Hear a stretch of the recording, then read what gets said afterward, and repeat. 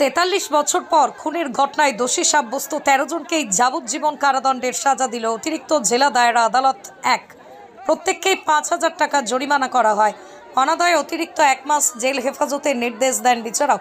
পাশাপাশি বাড়িতেই আগুন লাগানোর ঘটনায় প্রত্যেককেই 7 বছরের কারাদণ্ড এবং 5,000 টাকা জরিমানা, অনাদায়ে 1 মাসের কারাদণ্ডের সাজা দেন বিচারপতি। প্রসঙ্গত 1981 সালের 8ই আগস্ট মারগ্রামের বাসিন্দা 9 জন যুবক একটি ধর্মীয় অনুষ্ঠানে এসে একটি বিবাদে জড়িয়ে পড়ে। শুরু হয় হাতাহাতি। গোটা গ্রাম এই 9 জন যুবককে মারধর করতে শুরু করে। প্রাণের ভয়ে গ্রামে একটি বাড়িতে আশ্রয় নেয় তারা। সেখানেই লুকিয়ে প্রাণ বাঁচানোর চেষ্টা করেন, কিন্তু গ্রামবাসীরা বাড়িতে লঙ্কার গুঁড়ো ছিটিয়ে আগুন লাগিয়ে দেয়। বাড়ি থেকে বের করে এনে কুপিয়ে খুন করা হয় 9 জনকে।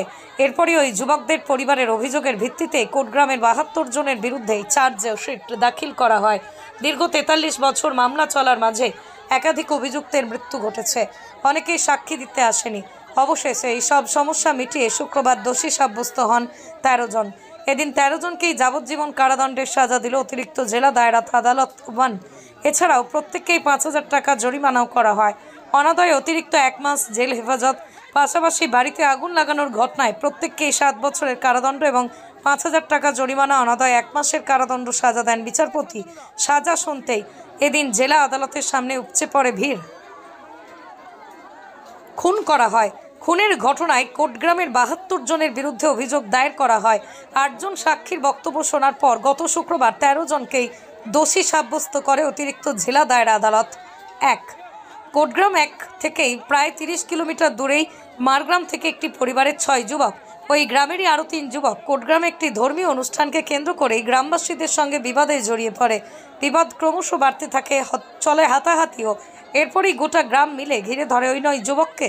তারা একটি বাড়ির ভিতরে লুকিয়ে বাঁচার চেষ্টা করলে বাড়িতে আগুন লাগিয়ে এবং লঙ্কার গুঁড়ো ছড়িয়ে তাদের বাড়ি থেকে বের করে এনে কুপিয়ে খুন করা হয়। এরপরই ওই যুবকদের পরিবারের অভিযোগের ভিত্তিতে কোটগ্রামের 72 জনের বিরুদ্ধে চার্জশিট দাখিল করা হয়। দীর্ঘ 43 বছর পর মামলা চলার মাঝে একাধিক অভিযুক্তের মৃত্যু ঘটেছে। অনেকে সাক্ষী দিতে আসেনি। অবশেষে সব সমস্যা মিটিয়ে শুক্রবার দোষী সাব্যস্ত হন 13 জন। এদিন মামলার সাজা ঘোষণা করা হয়। সাজা শুনতে এদিন জেলা আদালতের সামনে উপচে পড়ে ভিড়। হোসেন, আনার হোসেন, সানোয়ার হোসেন, আবুল হোসেন, আমি তাদেরই ছেলে, বড় জনের ছেলে। আমি তাদেরই বড় জনের ছেলে, নূর হোসেনের ছেলে। আমার 6টা চাচা, বাপ তিনি 6টা। হ্যাঁ, রায় আমরা ওটাই খুশি হলাম। আমাদের অর্থ ছিল না, এতদিন কেস চললো, আমরা জানি না। আমার বাপ চাচা মরে গেছে, আজকে আমরা জানলাম কি চলছে কেস, আজকে তার ফাইসলা হলো, তাই এসছি। খুব কষ্টতে মানুষ হয়েছি আমরা। টাকা পয়সা খুব দিতে চাইছিল, আমরা স্যার নিয়ে নিত। আমার নাম মনির শেখ। আমার আব্বা 6টার একটাই।